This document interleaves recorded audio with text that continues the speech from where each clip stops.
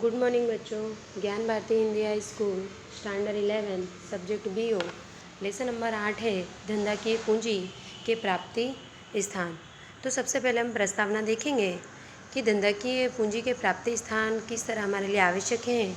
औद्योगिक क्रांति के दौरान विज्ञान तकनीकी के क्षेत्र में अनेक संशोधन हुए, खोज हुई है और यांत्रिकरण में, जिसके परिणाम स्वरूप इकाई का आकार भी बढ़ा है और विविध प्रकार के जो निष्णात की आवश्यकता भी हमें उत्पन्न हुई है और विशिष्टीकरण विविध प्रकार का हमारा उत्पादन भी हुआ है। इकाई के बड़े पैमाने पर पूंजी निवेश अनिवार्य हो गया है।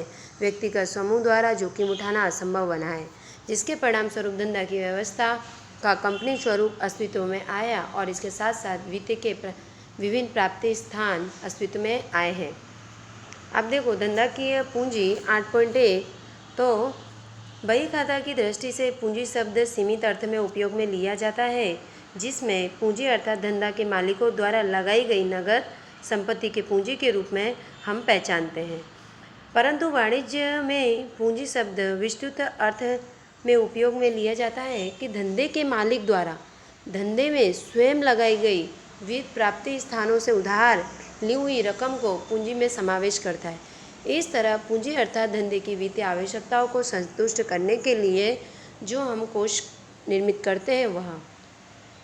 नेक्स्ट पॉइंट है 8.1.1 कि धंधा की पूंजी की आवश्यकता।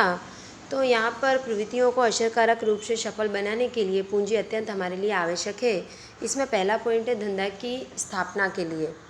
धंधा की इकाई की स्थापना के लिए किए जाने वाले विविध खर्च में जैसे प्राथमिकता विस्तृत जांच के लिए रजिस्ट्रेशन का प्रमाण पत्र जैसे दस्तावेज तैयार करने के लिए कानूनी निष्णातों की फीस, रजिस्ट्रेशन फीस आदि खर्चों को निकालने के लिए पूंजी की आवश्यकता पड़ती है। दूसरा है स्थायी पूंजी को क्रय करने के लिए। तो धंधा की इकाइयों में दीर्घ अवधि के लिए संपत्ति में निवेश किया जाता है, जिसे स्थायी संपत्ति कहते हैं। संपत्तियों में बार बार परिवर्तन नहीं हो सकता, जैसे कि जमीन, मकान, यंत्र आदि। तीसरा है दैनिक संपत्ति के लिए। तो धंधा में दैनिक प्रवृत्तियों बराबर चलती रही है, इसके लिए कार्यशील पूंजी की आवश्यकता पड़ती है। इसमें कच्चा माल का क्रय करना, मजदूरी चुकाने के लिए विविध प्रकार की सहायक सेवा भी होती है। चौथा है धंधे के आधुनिकीकरण के विस्तार के लिए। धंधा की इकाई में नई शोध खोज के कारण आधुनिकीकरण, विस्तार और उत्पादन की नई टेक्नोलॉजी अपनाने के लिए विपुल प्रमाण में पूंजी की हमें आवश्यकता पड़ती है। पांचवा है कि आकस्मिक आवश्यकताओं के लिए। तो धंधा की इकाई को बहुत से आंतरिक और बाह्य तत्व प्रभावित करते हैं, जैसे कि कर्मचारियों की हड़ताल करना, परिवर्तन आना, परिवर्तन में प्राकृतिक आपत्तियों का सामना करना आदि। नेक्स्ट है धंधा की इकाई में वित्त का महत्व। वित्त एक ऐसी दूरी है जहाँ पर आसपास सभी आर्थिक प्रवृत्तियाँ घूमती रहती हैं। मानव शरीर के रक्त के समान है, ऐसा हम कह सकते हैं। उतना ही महत्व धंधा की इकाइयों में वित्त का भी होता है और इस तरह से पूंजी के बिना धंधा की इकाई के व्यवहार नहीं हो सकते। वित्त का प्रमाण सीमित है और उसके वैकल्पिक उपयोग भी कैसे असंख्य है, ये समझकर हमें इसका उपयोग करना चाहिए। धंधे में वित्त की कमी के कारण बहुत सी हमें कठिनाइयों का सामना करना पड़ता है। इसमें विलंब भी होता है, सुनहरे अवसर भी हमें क्या करने पड़ते हैं, खोने पड़ते हैं। नकद बट्टा का लाभ खोना पड़ता है, कच्चे माल का समय क्रय नहीं किया जा सकता आदि के लिए पर्याप्त प्रमाण में पूंजी होना यह हमारे लिए अत्यंत खूब आवश्यक है। नेक्स्ट है मालिकी स्वरूप के कोष। तो मालिकी स्वरूप के पूंजी सामान्य अंश, पसंदगी और संचित लाभ। सामान्य इक्विटी अंश, स्वेट इक्विटी शेयर, अंश इक्विटी शेयर और पसंदगी में 20 वर्ष से पूर्व वापस कर सकें और 20 वर्ष के पश्चात वापस कर सकें। सामान्य अंश के बारे में देखेंगे कि अर्थ ऐसे अंश जिसमें लाभांश प्राप्त करने में तथा पूंजी वापस प्राप्त करने के लिए सबसे अधिकार मिलाना हो तो उसे सामान्य शेयर कह सकते हैं। इसके लक्षण देखो तो सच्चे मालिक इस प्रकार के अंशधारक अपनी कंपनी सच्चे मालिक के साथ वफादार होते हैं, ऐसा हम कह सकते हैं। दूसरा है कि मताधिकार। सामान्य अधिकारियों को सभा के प्रति शेयर मत देने का अधिकार होता है। तीसरा है लाभांश। तो ऐसे अंशधारियों को मिलने वाले लाभांश की दर अनिश्चित होती है। चौथा है लाभ के साथ संबंध और लाभ के प्रमाण में कमी हो, वृद्धि हो, ये इसकी दर में वृद्धि होती है। पांचवा है सामान्य सभा। ऐसे अंशधारियों को कंपनी की सामान्य सभा में उपस्थित रहने का मतदान करना तथा संचालकों को मनोनीत करने का अधिकार मिलता है। छठा है पूंजी की वापसी। सामान्य रूप से यह अंश पूंजी कंपनी के अस्तित्व के दौरान वापस नहीं की जा सकती।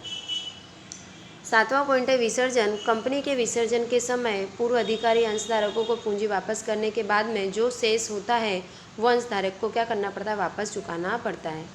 आठवां पॉइंट है योग्यता अनुसार अंश।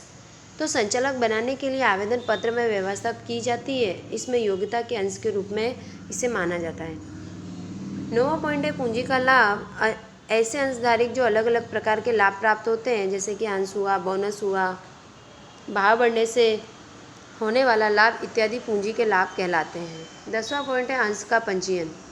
ऐसे अंशों का पंजीयन मान्यता प्राप्त शेयर बाजार में किया जाता है, जिससे इस प्रकार के अंशों का क्रय करना, विक्रय करना और मूल्य पर स्वतंत्र रूप से हम कर सकते हैं। नेक्स्ट है हमारा 8.2 का 1.3। तो सामान्य अंश के प्रकार। तो इसके 3 प्रकार है। एक सामान्य इक्विटी अंश, स्वेट इक्विटी शेयर और अन्य सामान्य अंश। सामान्य इक्विटी अंश कंपनी के लिए ऐसे अंश बहुत ही महत्वपूर्ण होते हैं, जैसे कि शेयर पूंजी प्राप्त करने वाला हो। ऐसे अंश क्रय करके अंशधारक ही कंपनी के सच्चे मालिक के, अंशधारक ही कंपनी का धंधा ही जोखिम उठाते हैं। लाभ मिलने पर उनका होता है और नुकसान भी उन्हीं का होता है। और कभी कभी कंपनियों का ऐसा होता है खूब नुकसान हो जाता है तो कंपनी का विसर्जन भी करना पड़ता है। अल्पकालीन, मध्यकालीन और लंबे समय के लिए पूंजी की व्यवस्था करने के लिए अंश निगमित करने पड़ते हैं, जो पूंजी को छोटे छोटे भागों में बांट दी जाती है और इसे हिस्से को अंश हम कह सकते हैं। दूसरा है स्वेट इक्विटी अंश। कंपनी अपने संचालकों और कंपनी के कार्य करने वाले ज्ञान प्राप्त व्यक्तियों को कर्मचारी के बट्टे तथा रोकड़ के बिना बदले में जो अंश दिए जाते हैं उसे क्या कहते हैं, स्वेट अंश कहते हैं। तीसरा है अन्य सामान्य अंश। तो अन्य सामान्य अंश 2 प्रकार के होते हैं। एक मताधिकार वाले, दूसरा है लाभांश के संदर्भ में पृथक अधिकारियों के साथ में मताधिकार वाले सामान्य अंश।